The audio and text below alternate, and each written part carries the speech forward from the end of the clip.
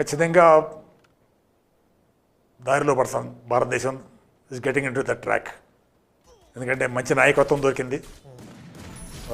దానికి తగ్గట్టు ప్రతి ఒక్కళ్ళు కూడా మనం సహకరించాలి. ప్రతి ఒక్కళ్ళు వ్యక్తిగతంగా కానీ సామాజికంగా కానీ ప్రతి ఒక్కళ్ళు సహకరిస్తే తప్ప అది సాధ్యపడదు.